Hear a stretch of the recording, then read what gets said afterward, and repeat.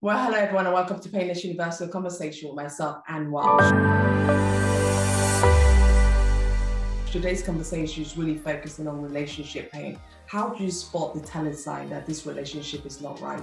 How do we avoid those telling signs so we could go into longer lasting relationship?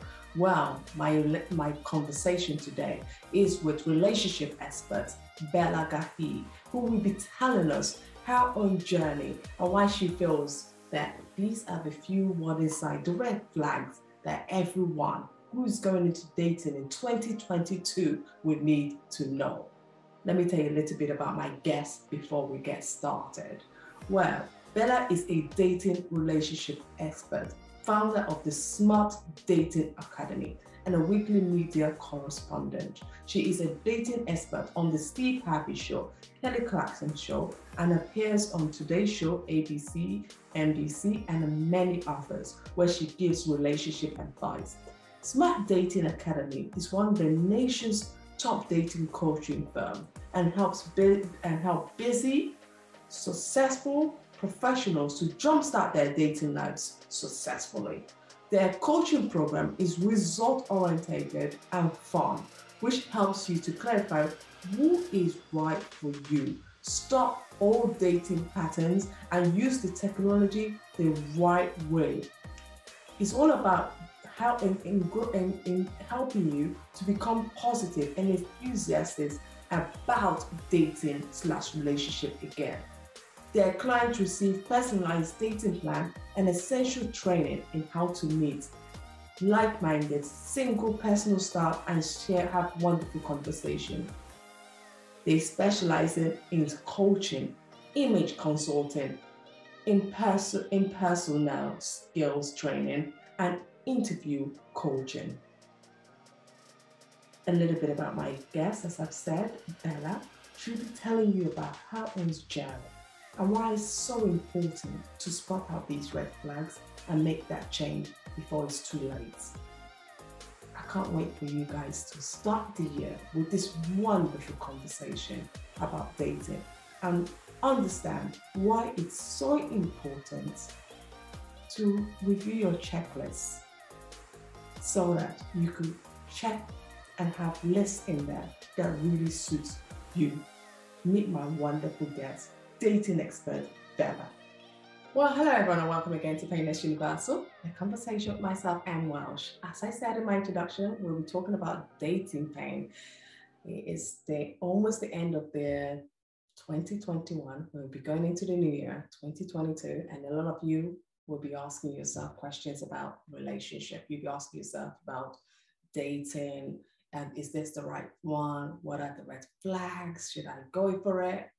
Well, look no further, because today's conversation will be answering some of your very, very hard-hitting questions. I've got my special guest, Bela, who will be helping you answer this question. How are you today? I'm wonderful and so excited and honored to be here. Thank you for having me. I'm more excited myself, even though I am not in that relationship side, but I'm always with my friends, my girlfriends. They're all, it's like I'm packed with single girls out right now. All my girlfriends are all single. And they always ask me, and we can't seem to meet the one. And we're reaching a certain age in our life and we just don't know, is it that we have this high expectation, which I'll probably go through with you. And I never know what answer to give them. You are a dating relationship expert and you've been doing this for very long. You are the founder of Smart Dating Academy and it's one of the nation's top dating coaching firm, which is amazing. Before we get started, who are you? So what a great introduction. So I'm a first generation American. My parents are immigrants from India. I'm a, typical Indians, we're told you can be a doctor, lawyer, or an engineer. So for my parents to have a dating coach, entrepreneur as a daughter has been a really interesting, exciting ride. My parents met on a Sunday. They were engaged on Thursday. They were married 72 hours later. So to be in the business of love and dating has been a dream come true to me. I have a finance and M&A, mergers and acquisitions background, worked in manufacturing for many years, but developed this model, this rubric, so to speak. I had bad dating patterns. If there was a bad boy around, bring him my way, because that was my jam for a long time. And then I got my wits around me and realized the common denominator in the messes was me. Mm-hmm. And so I put together this really interesting way of bringing people into my life. And I ended up starting to date and marry one of my male best friends. And we had been friends for 6 years. And yes, chemistry can come later in the game. We'll come back to that. And so I found this way. I had all of my friends do the same thing. They're all happily married. So when I and my parents, we sold our family business, everybody around me said, why don't you teach people how to do that thing that you taught us? And nothing brought me greater joy than watching people find the lid to their pot, as I like to say. And so I started this in 2009, and it's been the best decision ever. So that's a large nutshell of me, since you gave me an open-ended question. Yeah, when you look at your background growing up, I know you said your parents were married very earlier on. Like they married, they met, married, boom, that's it. I mean, not even the process. Would you ever think, did you see in school, can you think of any traits in you that led you to this love for matchmaking? Yeah, I mean, I realized this in college. Like, I'm very social, but I'm also not the person that's out there right away and wants to tell my story first. I love getting to know people at their essence and really understanding what they love, what makes them tick. And I think it was that skill, maybe, of being interested in people and loving to help, which made me go, my college roommate, Audrey, had never had a boyfriend, and it was final year of university. And I went to a party and I met a guy, and just speaking with him, it was that moment where all of a sudden it was like a movie. And it's so embarrassing to say this, because I zoned out and I zoned back in while he was talking. I said, "You're going to marry my roommate."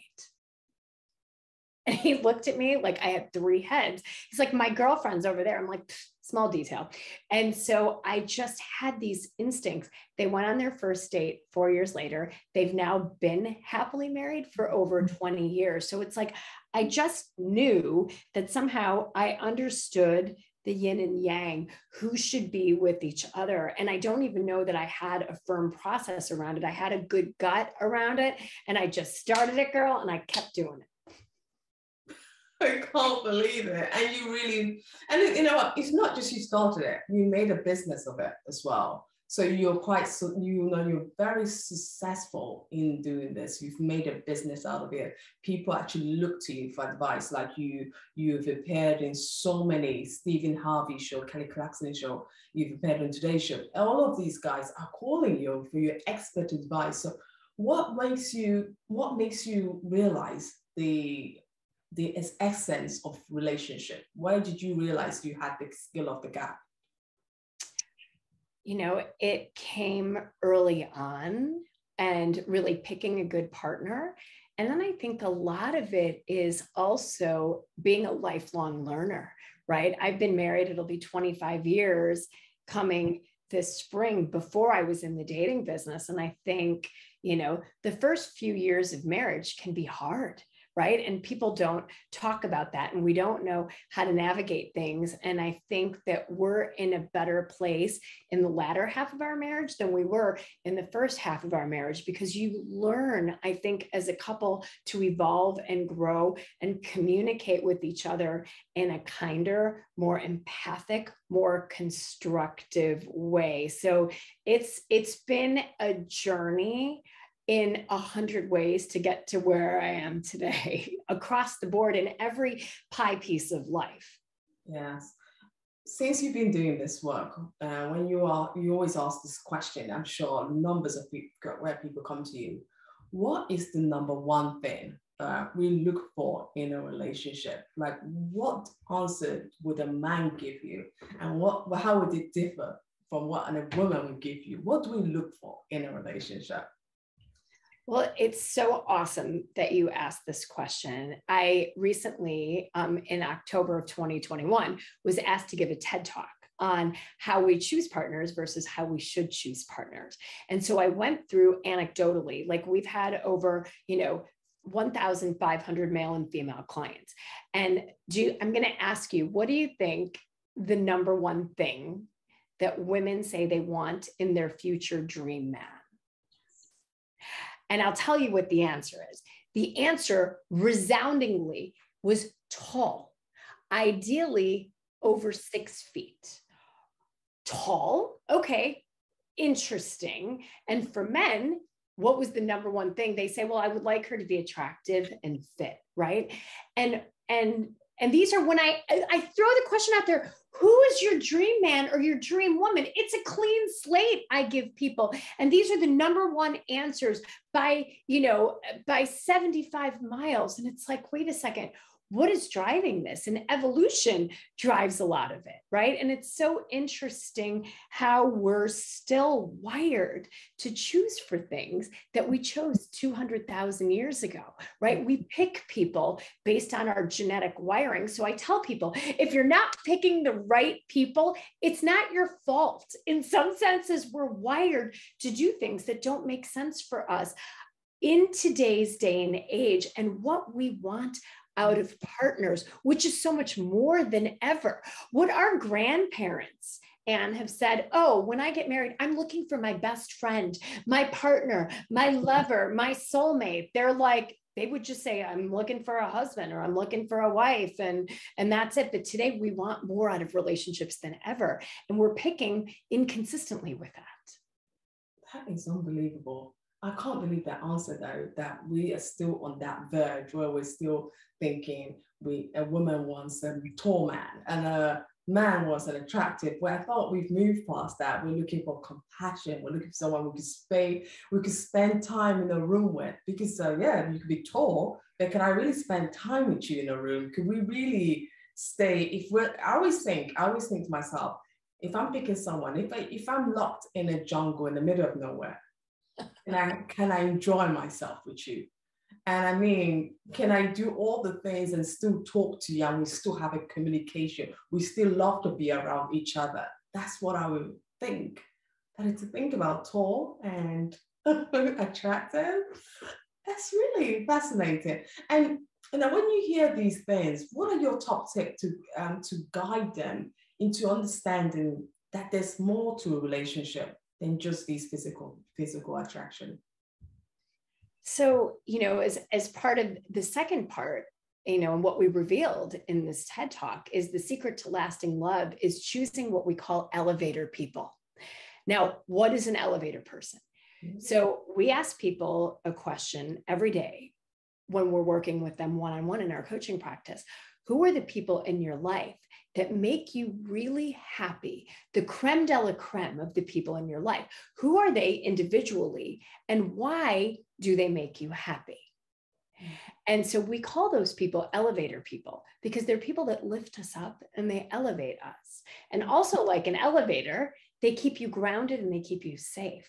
And so for all of you that are listening to this, thinking about who are the people in your life that make you happiest and why do they make you happy? It's not your best friend Anne because she's super stylish and has an amazing office and is well-traveled and super successful. What does Anne give to you? Why does she elevate you? She's probably kind. She's a cheerleader. She supports you no matter what. She loves you unconditionally. She wants the best for you. Make a list of those people in your life and why are they on that list? And that is the list that you should start from. I've never thought about it. I've never even heard about that elevator,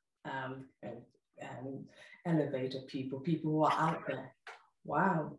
And we can be elevator people. So we have our clients really go through. I just got out of a session right now with the client and we went through all of her elevator people. And They were all kind. They were her biggest cheerleaders. They were always there for her, right? They loved her unconditionally. They're consistent. They're reliable. They were always there for her. And ultimately, I'm like, understand who your elevator people are. And then more importantly, become an elevator person to the people in your life.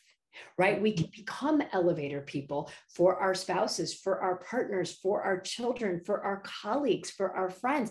Imagine how much more love would be in the world if we became the kind of people that elevate us. That is unbelievable. Absolutely. And we could do that. And I think I was reading something about your work.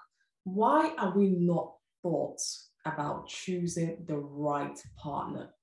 And what to look out for when we go, when we're young, we're dating, often our parents don't really tell us what is the right partner. Why don't we talk about choosing the right partners? Why is it a subject of taboo? And you're right. It is so taboo. I mean, in certain cultures, and I think historically in the world, right? If you think about older cultures, 100, even 200 years ago, where we all came from, families were very involved in the process of mate selection, at least with Indians today. That's still the case, right? But I think it's so much of this has become, well, I want you to be happy, honey. And I want you to choose a partner that's good for you.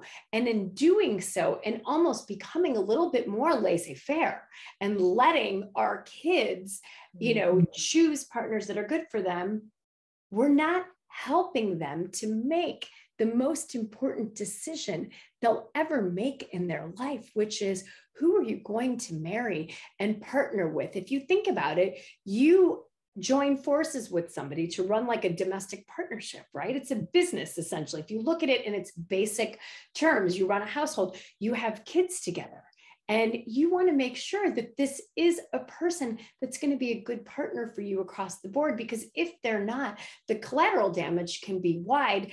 And if you have kids, this person will always be in your life ad infinitum after that, right?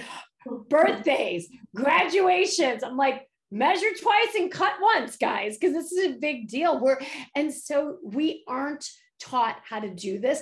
And this is what we're trying to change the narrative around this, teaching people how to do this. Hell, I think what we're teaching should be taught in upper school, in high schools, in universities, when we're in our 20s, right? How do you choose people that elevate you, make you happy? Don't ignore red flags, right? And what are the things you should look for? How should you feel? Because in the States, 50% of first marriages end in divorce, 67% of second marriages, and 74% of third marriages. So clearly we're not doing something right. Why is it higher at the third marriage? Shouldn't it have been better? Because we keep doing the same thing over and over again. Oh my gosh. I always say it's like same dude, different face, right? You don't know. And why is that? Because we do what feels comfortable to us, even if it's dysfunctional or it brings trauma to us and pain and suffering. We're like, oh, you know what? But that feels right, because I know what that feels like, because maybe you come from childhood trauma. We can't pick our families of origin. Maybe it was mom or dad or both, and they were neglectful or critical or abandoning or whatever that is. And that's what we become acclimated and accustomed to. And so what do? We start to pick partners that feel like home. That is exactly it. Oh my, I can't honestly, I'm really shocked when you said the statistics, because I really thought that you go through the first divorce, you realize you made this mistake and you try and look for something better. But it seems like we're just replicating ourselves. We're not learning from mistakes, and we're just making it worse and going into more deeper problem. Or is it that we feel comfortable? Because sometimes it could be comfortable that we get used to getting divorced. We've done it once. It was okay. I signed the documents, let go of the person, and we're happy to go into the second divorce. Yeah, it's amazing. And I've worked with people that have been divorced 4 times, right? And on the 5th, I'm like, look, you do us. I promise you, you're not, this is it until one of you shall perish. This union will be forever when you do it in the right way. And it's like, if your picker is broken, it's not your fault, right? Evolution, like we talked about, wires us to do things that aren't necessarily good for us. Parental attachments in early relationships can also misguide us, right? And the messaging that we get from the media, social media, Hollywood, Bollywood, also tells us, wow, yes, you should feel intense chemistry right away, butterflies in your stomach, fireworks. That's when, if you're not feeling that, throw the person back to the pond. And that's how romance should feel. And a lot of that is absolute nonsense. Yes. Doesn't even exist. It exists for the time, a little bit of while, but after that, it's more than that, more than the butterflies. Then you really have to really be in the boat together and really sail the ship. Oh, so do you want to hear something a little, people kind of lose their minds when I tell them this. Butterflies in your stomach after the first date are bad. Everyone's always like, come again? Butterflies are bad after the first date. Do you know why? It's usually your gut and your intuition. If it's that heavy, like your stomach's flipping over, it's your gut telling you something's wrong. There's red flags. And fear and excitement are so closely related in our brains that we mistake one for the other. That is really fascinating. Great fact you shared with us, Daitley. I'm absolutely delighted you share that. So what is the big secret, right? What is some of the hidden secret which we don't know that you could share with us to finding long-lasting love? Choosing people that don't have red flags in the beginning, you guys, right? We talked about choosing people that elevate you, understanding who your elevator people are, and really looking for that in people besides just physical attraction, right? And also taking the dating process slowly, right? And there's no trophy to doing what my parents did, which is, getting engaged 4 days later and getting married 3 days later, right? That's not the model that I subscribe to at Smart Dating Academy. And this is no shade on my own family, but that was a different time in a different land. Yeah. Today, slow your roll, slow it down. Our clients aren't getting into exclusive relationships and until 15 to 20 dates with the same person, with no red flags, and a slow, steady trajectory across the board. Because typically as humans, we want to turn up to fast forward, right? We go on 3 good dates with someone. We're like, woohoo, it's time to go have dinner at his house, a couple bottles of wine, I'm in. And suddenly you've got the oxytocin flowing, you've done the deed, you're chemically attached, and you lose sight of red flags. We invest too early. So here, if you're listening and you're single, I want you to take the process slow and have a dating funnel. It makes dating a hell of a lot more fun and interesting, and you tend to not settle. When you have multiple options, okay, this is like, think about your investment portfolio.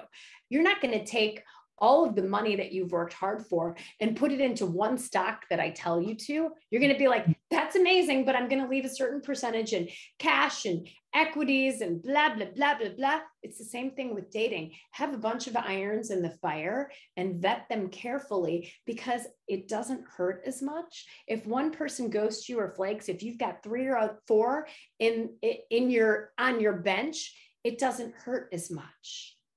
And you slow things down and you're more objective and you don't ignore red flags. What are the red flags? What are red flags? I mean, right. If you talk to someone who's youthful, 25-year-old, well, she's not thinking red flag. The man is not thinking red flag. But what are red flags that someone listening right now could easily spot some of the little things that could be red flags? What are they? Look, somebody that has bad relationships with everybody else in their orbit and they play the victim, right? If it's like, oh, I hate my job, my boss is terrible, my parents suck, my girlfriends leave me out of everything. It's like, anybody that's playing the victim all the time is a red flag. And especially if you're a giver and you're an empath and you're a fixer and you like to fix things, you're like, oh my gosh, let me fix that. No, you're amazing. If somebody is playing the victim, hold up that red flag fast and furious. That is a huge red flag. Oh, absolutely. You know, I've seen this happen where people just play the victim or blame everything around them as the cause of their problems. And I would say just a little bit more time, give them time, and it'll be you they will be targeting. So that's the sign. The way they treat others is also just be careful that they go to restaurant and they're respectful to people. Do they love them? Do they treat people right? Are they so rude? Because I always think if someone's going to be that rude,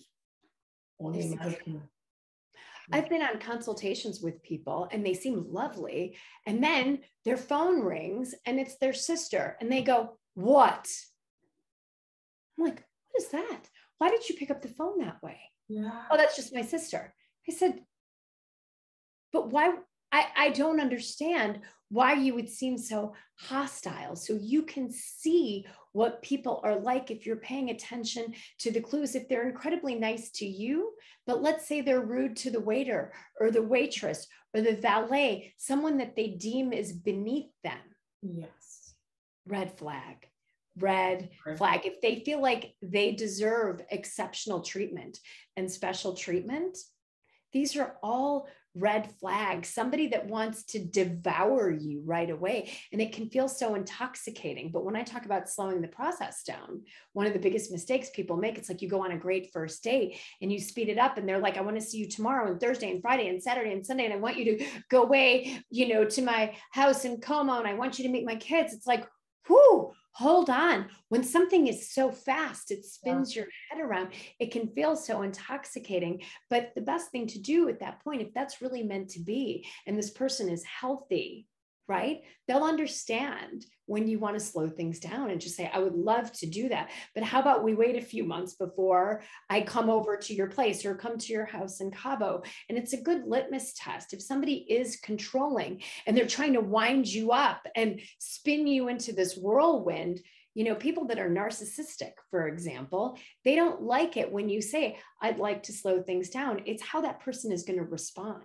If you're like, wow, that's amazing. I would love to go out with you tomorrow and Thursday and Friday. I have plans. How about next Wednesday? If they respond and they're like, all right, I get that. That's cool. You're busy. That's a good test. If they flip out on you and go, wait a second, I thought this was going well. I mean, if you can't invest the time in me right now and, give me this time, what kind of partner are you going to be? Red flag. That is my sign. My kids know if I do this, that means you have red flagged yourself. That's me holding up an imaginary red flag. Red flag. Go, red flag. Then I take the sign and go, oh, that's amazing. And you share some of the best dating tips for 2022. But one of the things I've noticed this year is the pandemic. People have not been able to meet. A lot of people have been stuck at home. The dating scene has been very challenging for a lot of people. What do you see as the new ways of dating relationship for 2022? I think the pandemic has been horrific in 1,000 ways, right? It's impacted everybody we know and touched their lives in a negative way somehow. But one of the silver linings of the pandemic has been that dating apps have really, like the usage of apps has gone up tremendously. And the apps have all built in a function that I am obsessed with. And I have every one of my clients use, and that function is video. Utilizing video is a game changer for people. Why?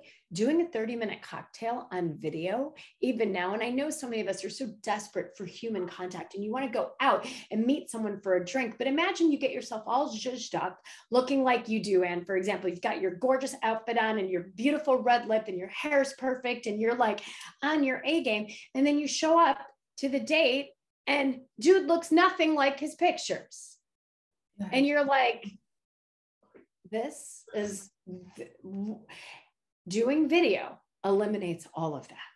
So not only does it prevent a lot of disappointing dates. It also puts boundaries around it. A 30-minute cocktail is plenty with someone. Do a glass of wine. If you and I were going to go on a first date, I'd say, grab your favorite cocktail. I'm going to grab mine. Let's do a date like this and let's see where it goes over 30 minutes, right? And then you can tell so much about someone's personality over video. You and I have been on this video for 30 minutes and I feel like, oh my God, if I met you at a party, we would be fast friends. I would totally do like a brunch date with you. But you get this sense of a three-dimensional person over video. Do video dates during the pandemic, guys. Wow. So this is a top tip for 2022, is that we should definitely utilize that. Any other tips that you think we should start utilizing, but that we will be seeing around in 2022? Have good photos of yourself. We are all visual people, okay? I think so, yes. Those janky old photos, okay? And I've been doing this for 12 years, and sometimes I think I've said this enough. You need great headshots. You need great body shots. You and only you. High resolution, no dark spots on your face, no sunglasses, no kids, no other friends. Anytime I get on a dating app with one of my clients, I'm like, I need to keep saying the same thing. Invest in a great set of photos for yourself. Now, I'm not saying cheesy glam shots where you're laying on a red chaise and you look like, you know, a centerfold model. That's not what I'm talking about. But someone that's good with the camera. Look, if you can hire a professional photographer that does lifestyle-y photos where they're just snapping photos of you looking great, like the version of yourself that's going to show up to a date, you're going to get a far better response than if you've got old photos where you look different in every photo and you've got people's faces scratched off, like your photos look like a crime scene. Get rid of that stuff. Invest. There's nothing more important than your dating life. And you want to market yourself the same way you would in any other vantage point. If you were putting your house for sale, you wouldn't go around and take a bunch of old photos with all the clutter and stuff in your house and say, well, I just want someone to see what my house looks like on a regular basis. You would probably have someone who's good at it come in and stage it and tell you what to get rid of. A professional photographer come in to make sure that it's well lit and it looks its best before you put your home online to sell. We don't think about ourselves in the same way, and we are so much more important. Oh my God, Bella, this is fantastic. Finally, before I let you go, there's so much relationship. I mean, you talk so passionately about things to do in a relationship, how to spot the red flag. One other question I have to ask you is that someone who's going through relationship pain because they've been on a bad day, they've seen all this and it's not going their way, and they now need to get themselves out there in the market. What advice would you give them to help them overcome that fear of going back again, going back into the dating scene because they've had such bad experiences, they've had nasty, you know, the expectation of men or women are not rightly met, but they want to meet someone? How would you advise that? You know, if you're suffering from fear of heartbreak, disappointment, trauma, whatever that is, build a village around you. Right? These things exist in a way now that didn't even 20 years ago.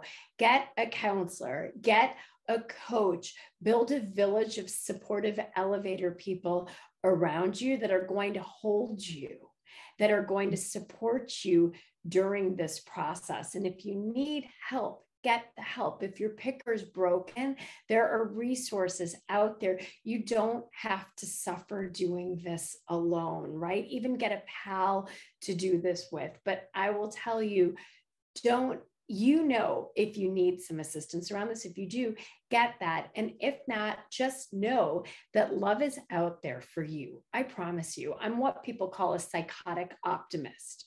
I believe that love exists for every single person on this planet that wants it. And by listening to this, I want to infuse and fire hose you guys with some of my psychotic optimism and just tell yourself, I want you to change your mantra. Love is out there for me. It's a when, it's not an if. And I'm in it to win it. I'm not in it for a minute. And that will help to get you up when someone ghosts you or flakes. That's part of the dating process. Expect it and don't invest. And again, when you have a funnel, it doesn't hurt so much. You don't get your heart broken as much, but know that it's going to take dates and it's going to have some highs and lows to the process. But the more mentally prepared you are for that, because I promise you, there's a pot of gold at the end of the rainbow, but you've got to have the stamina to get through it. This is a marathon. It's not a sprint. And know that. And just because it happened for 3 of your best friends on the first date, that doesn't mean anything. Great for them, but for you, the process is going to look different and feel different. And that is 100% okay, because that is your story. I know. Before I let you go, because it sounded so well. What about people with checklists? They have this checklist. They have, the guy has to be wealthy, the guy has to be tall, the guy has to be fit, the guy has to be this, he has to be that. And they're struggling because they're not finding the guy to fit this checklist. Or they might find him and he's not meeting the other bit. How would you advise someone who comes to you with this checklist and moaning about not finding this checklist? You know what I would say? You might need a better checklist, right? You might, if your checklist is not serving you and you're doing the same thing over and over again, we go back to tall for a second. Now, I'm not here to judge you. If you're a heightist, you're a heightist, right? If height's your thing. And I have female clients that are 6 feet tall, right? So everybody comes to this with a different sensibility, but ask yourself, how important is height to my long-term happiness? Because everybody is the same height lying down. That is absolutely true. I didn't say it that way. Wow, thank you so much. This is the perfect way to understand this. Thank you. Any final words before we say goodbye? Any final words? This, from December to February, is peak dating season. 50 to 80% of online memberships spike driven by the holidays and driven by New Year's resolutions. New year, new me. Think about what you're going to do to change your dating life and to take advantage of peak dating season. And do something different for yourself, because remember, you're a psychotic optimist and love is going to come to you. Wow, Bella, thank you so much for this. I really appreciate this time with you, and your advice is truly priceless. I think this will serve a lot of people greatly in making the right choices in 2022. Thank you so much. Thank you. Thank you so much for this conversation.